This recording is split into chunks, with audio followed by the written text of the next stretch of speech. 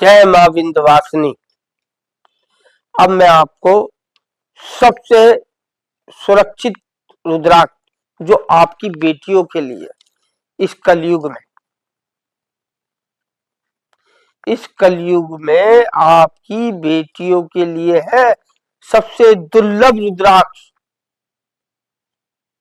उसको शिव जैसी पार्वती जैसी बनाओ और उसके गले में रुद्राक्ष ये गौरी शंकर बनाओ तो सब शिव पुत्र पैदा होंगे। और जब सब शिव पुत्र पैदा होंगे तो धरती से दुष्टों का संहार होगा। यह ऐसा रुद्राक्ष है जो नई लड़ाई के लिए, नए विध्वंस के लिए सेना की उपत्ति करा दे। और उपत्ति की कारक मेरी देवी मैया है और विनाश का कारक मेरा भोलेनाथ। तो ये दो जुड़े हुए आपस में रुद्राक्ष जब कोई कुंवारी कन्या पहनकर घूमेगी ना तो उसको एक शिव ही देख पाएगा। किसी पापी की हिम्मत नहीं कि उसको कोई हाथ लगा दे। उसी टाइम भोलेनाथ का प्रकोप उस पर टहल जाएगा। अपनी बच्चों को सुरक्षित करना चाहते हैं तो गौरी शंकर रुद्राक्ष पहनाइए।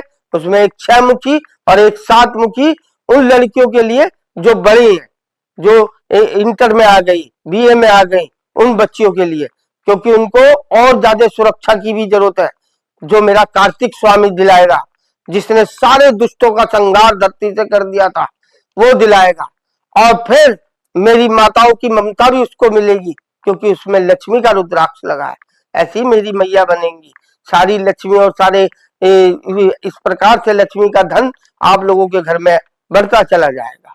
और मैं तो यही कामना करूंगा प्रभु अपनी लड़कियों को जरूर गौरी शंकर पहनाए।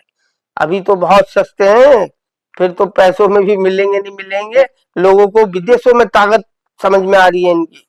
आप भी समझिए, आप भी समझिए। जो अंग्रेज हमारे यहाँ इनके लिए कर गए थे वो ऐसे ही नहीं करके गए थे। उनको पूरा ज्ञान हो चुका था कि रुद्राक्ष में कितनी पावर है। उन्होंने यहाँ से पेड़ ही उड़ा दिए।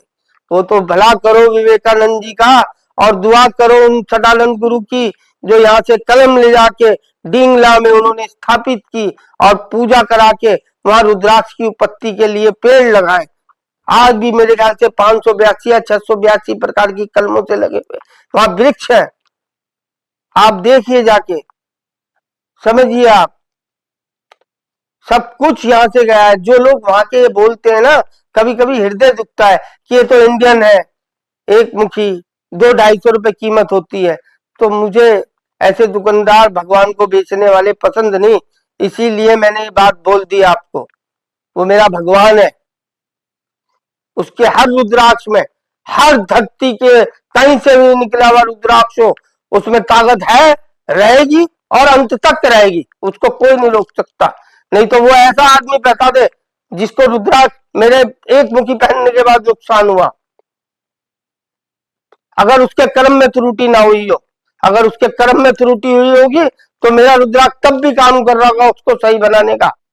नहीं तो श्रद्धा से पहनने वाला कहीं का भी रुद्राक्ष हो वो कभी ऐसा नहीं होगा कि आपका नहीं, तो हमेशा ये चाहेगा वो हित हो। इसलिए दुकानदारों के चक्कर में मत पड़िए, रुद्राक्ष पहनिए, मोल तोल से मत लीजिए, एक रेट पे लीजिए, भाव से लीजिए, कहीं से लीजिए, मेरे को कोई वो नहीं है।